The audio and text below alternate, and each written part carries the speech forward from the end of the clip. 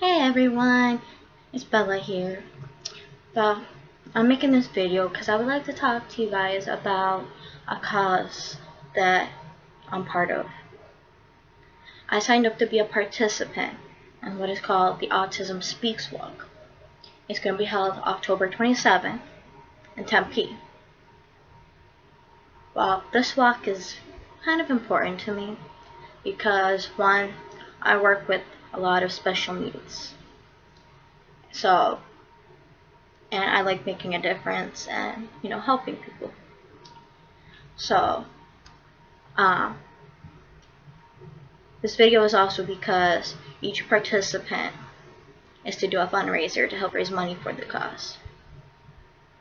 And so I want to let you guys know more about autism and why you should donate. So enjoy. Okay. One question that's always asked: what is autism?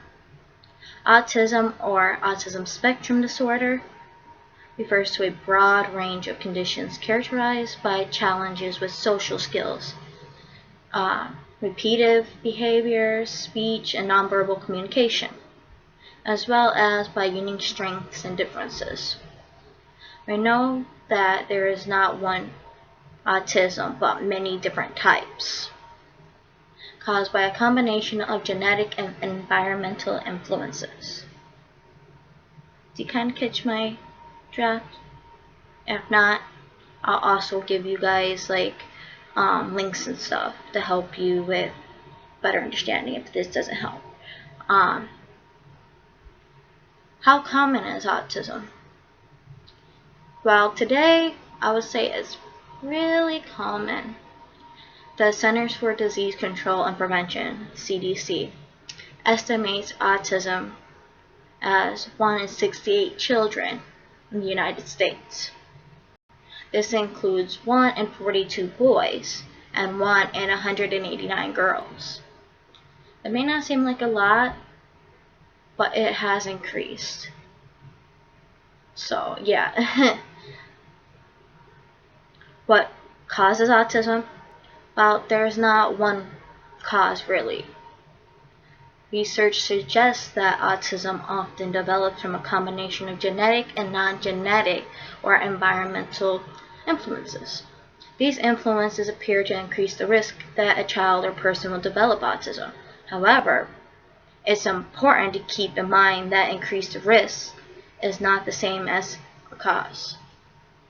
For example, some gene changes associated with autism can also be found in people who don't have the disorder. Similarly, not everyone exposed to an environmental risk factor for autism will develop the disorder. In fact, most will not. So there's not really a cause, but they're still looking into it. What are the symptoms? Well, there's many symptoms, but the most common would be not responding to their name, not pointing at objects or things of interest, will not play pretend, avoid eye contact, and some don't even like being touched. So, that's just a few symptoms. And so a lot of them have problems with socialization and interaction, difficulties and stuff. And some don't talk for a long period of time from birth to a certain age. Some talk, some don't. Everyone's different, and they can start at different milestones in their life. So, but it's becoming more common that everyone starts at a different time, and there's things that help with that. What does it mean to be on the spectrum? Well, each individual with autism is unique. Most of those with autism have exceptional abilities in visual, music, and academic skills. About 40% have intellectual disability, an IQ less than 70. You heard that right. and many have normal to above average intelligence. Because the effects of autism can vary greatly from one individual to another, individuals are considered to be on the spectrum, depending on the degree to which they are affected by the disorder. I hope that's helping a little bit.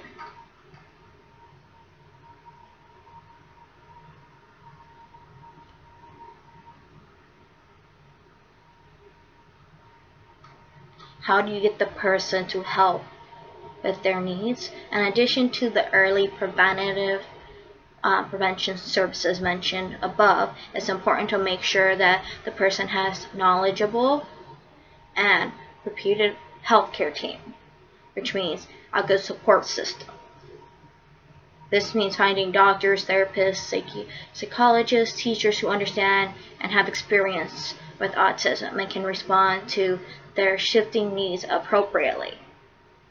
Because you don't want to just put a child or person in someone's care that does not know anything about that person's needs, because it's not going to go well. Will that person be able to attend school and work? Well, absolutely. In fact, if a child's right, according to the Individuals with Disability Acts of 1990, your child deserves access to a free and appropriate education funded by the government, whether it is to be a mainstream or special education classroom. That goes with adults. I just did some research about jobs and that support autism. One was Microsoft, which they hire many people with autism and disabilities of any sort. Home Depot. That's another one. A lot of them I've never really heard of, but the main ones that are really popular is Home Depot and Microsoft. I would say Starbucks, but because I've seen a few, but it really depends, I think, on where you live and how accepting people are and willing to learn and accept people for who they are and help them with bettering themselves and to educate them on how to on life skills, and which is very important when you have special needs, especially autism. Are vaccines to blame? Well, over the last 2 decades, extensive research has asked whether there are any links between childhood vaccinations and autism. The results of these research are clear. Vaccines do not cause autism, but urge that all children be fully vaccinated. There have been a lot of issues as far as vaccines, thinking that they cause all these disorders, and there's your information right there. There's a lot of people that are trying to prove that it doesn't affect your child to be autism. What is the Autism Speaks research program? Well, the Autism Speaks research program is dedicating to enhancing lives today and accelerating to a spectrum of solutions for tomorrow. We do this by supporting pioneering research with the real-world benefits, including specialized healthcare through our Autism Treatment Network and innovative approaches for delivering autism services to underserved regions through our Global Autism Public Health Initiative. In other words, they are helping in a way.